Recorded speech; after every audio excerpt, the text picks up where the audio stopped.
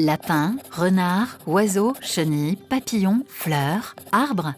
Toutes ces espèces sont le résultat d'une sélection qui s'est faite au cours des milliers d'années passées. Une des questions fondamentales en biologie de l'évolution est à quel point les trajectoires évolutives sont répétables lorsque des espèces s'adaptent à de nouveaux environnements. Par exemple, la phalène du bouleau, initialement majoritairement claire, lui offrant un bon camouflage sur l'écorce des bouleaux, a quasiment disparu en Angleterre, face à des phalènes sombres, plus adaptées à l'assombrissement des arbres causé par la pollution industrielle. Est-ce que face à un même changement, les mêmes solutions sont mobilisées au niveau macroscopique, cellulaire et moléculaire? C'est la question que se pose le projet Muscado sur la formation des espèces. Pour cela, il s'intéresse aux lépidoptères ravageurs du genre Ostrinia, tels que les pyrales du maïs. À la suite de l'introduction du maïs en Europe et en Asie depuis les Amériques, il y a environ 500 ans, 2 espèces spécialisées sur cette plante ont fait leur apparition. La pyrale asiatique du maïs et la pyrale européenne du maïs. Toutes deux ont développé des adaptations similaires au maïs qui les distinguent de leur ancêtre présumé, la pyrale du haricot Atsuki. Toutes deux sont devenues d'importants ravageurs de culture dans le monde entier. Mais y a-t-il des points communs entre l'évolution de la pyrale asiatique et de la pyrale européenne? Les pyrales offrent une occasion idéale d'étudier l'évolution convergente de traits complexes en population naturelle.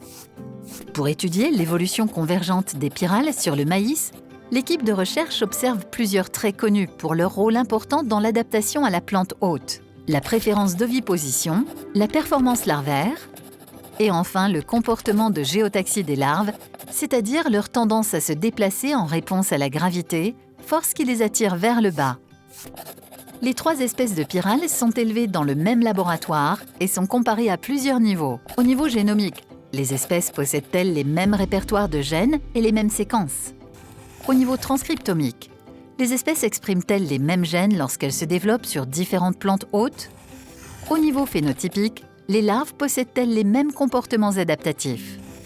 En comparant et en analysant l'ensemble de toutes ces données, il est possible d'élucider les changements évolutifs ayant conduit à l'adaptation des pyrales européennes et asiatiques et ainsi de mesurer le degré de répétabilité de ces changements évolutifs.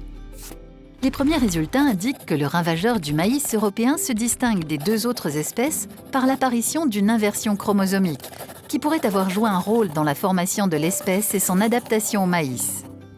Les comparaisons des séquences des génomes des différentes espèces nous ont révélé des différences. Le génome des pyrales du haricot Atsuki est assez différent du génome de la pyrale européenne et de la pyrale asiatique. Et il est plus proche de celui de la pyrale du maïs européenne que de la pyrale du maïs asiatique.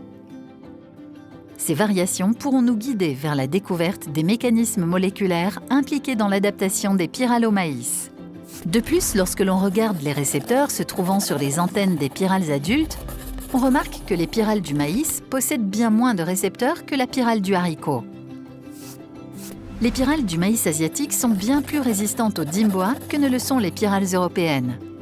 Le mécanisme de protection utilisé par ces 2 espèces de pyrales n'est a priori pas le même. Les hybrides entre pyrale européenne et pyrale asiatique se comportent plutôt comme la pyrale asiatique.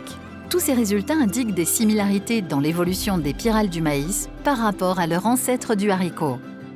Pour autant, ces évolutions ne sont pas totalement identiques. Ici, l'évolution possède une répétabilité avec des particularités qui sont encore à expliquer. Récapitulons.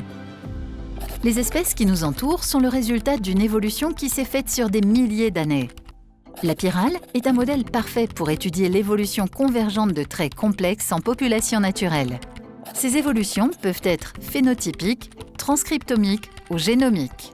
Le projet a observé une répétabilité dans l'évolution avec des particularités qui sont encore à expliquer.